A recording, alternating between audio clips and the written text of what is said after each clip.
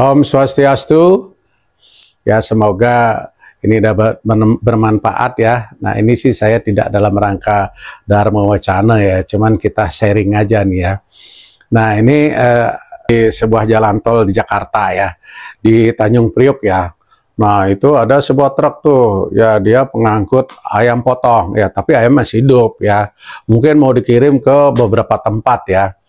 Nah, dia ya mungkin kecepatan 90-100 ya. Nah, dia ngebut, cilakanya dia pakai ban vulkanisir yang sebelah di belakang sebelah kiri itu pecah ya. Begitu pecah, wah orang di belakang pada kaget kan, pada ngerem. Wah, pokoknya kacau. Terus truknya itu terguling-guling ya. Tergulung, wah, ayamnya tentu berantakan, pada kabur kan, wah bunyi pada kabur, terus ya ada ayam yang kegencet ya.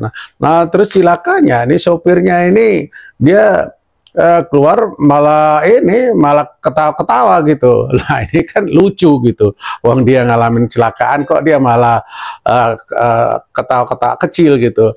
Terus akhirnya ada yang nyamperin dia, Pak sopir, kamu kok nggak mikir nih? Kamu bukannya ini ayamnya tangkap, malah kamu ketawa. Kenapa kamu nyantai aja tuh? Dia jawabnya dengan santai. Ya biarin aja Pak, biarin dia pada kabur. Uang alamatnya saya yang bawa kok. Ya, ini luar biasa santainya nih sopir ya.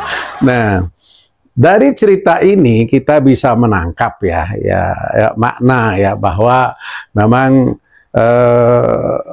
ini di sini intinya adalah kita harus selalu berpegang teguh kepada Tuhan ya. Jadi di sini kita sebagai manusia ya, apalagi sekarang ini kan sulit sekali mencari pekerjaan. Ekonomi lagi tidak baik-baik saja ya. Jadi wah sembako mahal ya, semua harganya mahal, sedangkan ekonomi sulit ya, banyak pengangguran, banyak yang kena PHK ya, banyak lulusan yang tidak bekerja dan lain sebagainya. Ini adalah problem yang sedang kita hadapi. Nah sehingga orang-orang yang tidak kuat seradanya, keyakinannya ya terhadap Tuhan, dia akan mencari jalan pintas ya, entah dia pergi ke dukun ya, ke paranormal ya, pokoknya klinik-klinik ya yang mistik-mistik ya. Jadi Anda itu kalau kita ke dukun, ke paranormal, ke klinik, bukannya itu menyelesaikan masalah, tetapi itu malah menambah masalah ya. Karena apa ya, kayak kagak malah jadi miskin ya, karena kan ya uang tinggal 200.000 disuruh persyaratnya ini itu ya, belum lagi suruh beli kembang lah, buah lah dan lain sebagainya ya.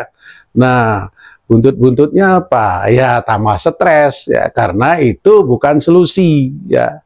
Jadi ini banyak sekali nih ya orang-orang yang berpaling kepada Tuhan ya meninggalkan Tuhan ya. Nah di sini memang banyak sekali, sampai ada yang bilang, aduh saya udah bosen nih jadi agama Hindu nih, saya juga udah bosen nih beragama nih, atau saya mau pindah Tuhan aja deh, saya mau ganti Tuhan aja deh.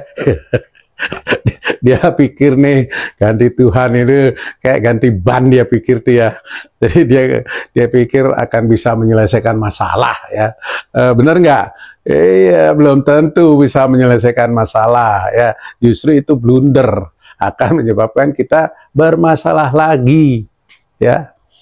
Ya oke. Apa sebabnya? Ya, jadi semua orang itu pasti mengalami masalah. Ya, saya sendiri juga mengalami masalah. Anda mengalami masalah? Anda juga kan mengalami masalah? Ya, entah itu masalahnya besar, entah itu kecil, entah itu menengah, sedang-sedang saja ya. Dan bagaimana kita menyikapi ya, menganalisa dan menyelesaikan dan menghadapi masalah tersebut. Kan seperti itu. Ya. Nah, kita sering nih kan, ya kita justru pada saat kita mendekatkan diri kepada Tuhan, ya kita ingin mendekatkan diri, kita sudah rajin sembahyang, rajin beriatnya ya dan lain sebagainya ya. Nah istilah kata ya pokoknya semua sudah dilakukan lah ya.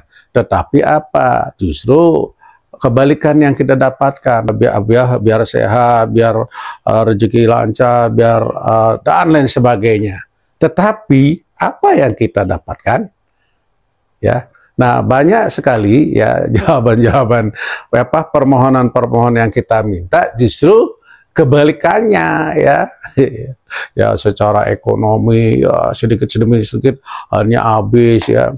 Ya apa karir ya, jabatan dan ya harta dan lain sebagainya itu lama-lama akan tergerus ya. Banyak yang menyarankan, oh ini kurang beramal, oh ini kurang sembahyang, oh ini suka jahat sama orang, suka nyinyir sama orang ya, lupa sama orang tua, lupa sama leluhur ya. Pasti dibilangnya seperti itu ya. Oke, itu bisa ya sebagai buat introspeksi diri ya. Nah, tetapi di lain pihak adalah penderitaan-penderitaan yang kita hadapi sekarang ini memang adalah merupakan buah karma-karma kita ya di masa lampau ya, yang kita nikmati di sekarang ini, di kehidupan ini yang disebut dengan sancita karma ya, atau prarabdha karma, karma yang kita perbuat di kehidupan ini langsung kita menerima hasilnya, itu disebut dengan prarabdha karma ya. Nah, kriya mana karma adalah perbuatan-perbuatan kebaikan-kebaikan keburukan yang kita lakukan pada saat hidup di sekarang ini ya mungkin belum kita nikmati ya, bisa nanti kita nikmati di kehidupan yang akan datang ya, di kehidupan di selanjutnya ya. Seperti itu hukum karma ya. Nah, di sini memang penderitaan-penderitaan yang kita alami kadang-kadang kita kan nggak tahan ya, karena ya kita manusia mempunyai keterbatasan ya. Kita mempunyai emosional, kita mempunyai kesadaran, kesabaran yang kurang ya, kebijaksanaan yang kurang. Nah, itulah sehingga kita selalu ya menyalahkan Tuhan, selalu biang keroknya ini adalah Tuhan ya, penyebabnya adalah Tuhan ya. Padahal ini adalah semua berakar dari kita sendiri ya. Nah, ini ya kita karena memohon untuk diberikan jalan yang benar, diberi petunjuk yang benar, dan sehingga Tuhan ini menuntun kita ke jalan yang benar. Tetapi kita tidak sadar bahwa penderitaan-penderitaan yang kita terima, cobaan-cobaan yang kita terima sekarang ini, ya, wah kita sudah rajin bekerja, nggak kaya-kaya, ya kita sudah rajin olahraga, masih sakit-sakitan, ya kita sudah hormat kepada orang tua, ekonomi juga susah, dan lain sebagainya. Ya, ini adalah tahap pembersihan karma, ya. Sebetulnya kita ini lagi dicuci karma kita ya, ibaratnya kayak bikin sumur bor ya.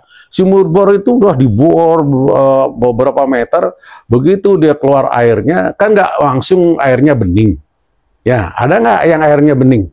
Pasti nggak ada ya, pasti airnya butek dulu ya, keluar ya, wah butek terus, diaduk-aduk terus lah, lama-lama baru dia akan bening ya. Sama seperti kita ini ya, karma kita ini dibersihkan dulu, diaduk dulu ya. Penderitaan-penderitaan yang kita terima ini adalah merupakan cucian daripada karma-karma buruk kita ya. Nah, agar cepat selesai karma-karma buruk kita ya, syaratnya adalah kita melakukan sadhana ya, kegiatan spiritual, seperti sembahyang, beryajna, ya berbuat baik, ya meditasi, ya, dan lain sebagainya ya.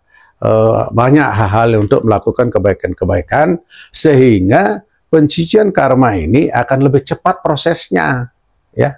Semakin kita banyak melakukan kebaikan-kebaikan, proses pembersihan karma ini akan lebih cepat ya. Nah, begitu karma-karma buruk kita ya sudah sekian persen, katakanlah ada 75% mau bersih dan sebagainya. Nah, suatu saat kalau Tuhan sudah menilai karma-karma kita ini sudah baik, nah disitulah akan ada anugerah ya. apa grace ya, berkat dari Tuhan ya. Disitulah Tuhan akan memberikan kebahagiaan, memberikan keberlimpahan kepada kita sebagai umatnya ya.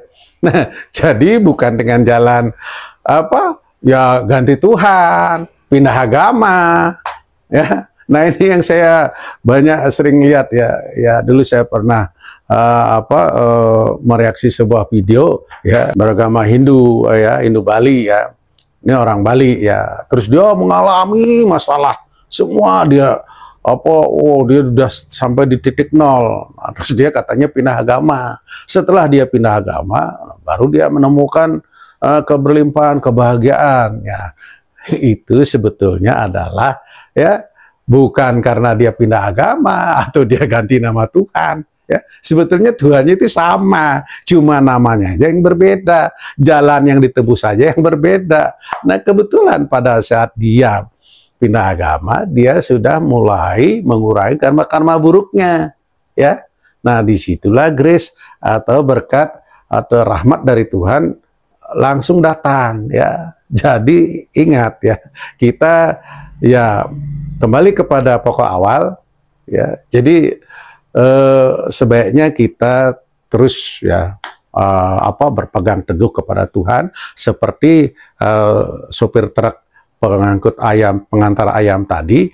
Dia tidak perlu khawatir, dia tidak perlu stres, dia tidak perlu sedih karena dia sudah pegang alamatnya. Ya, biarkan saja ayam-ayam itu akan kabur, dia akan nyasar sendiri ya. Nah, sama seperti kita. Kalau kita sudah pegang nama Tuhan, kalau kita pegang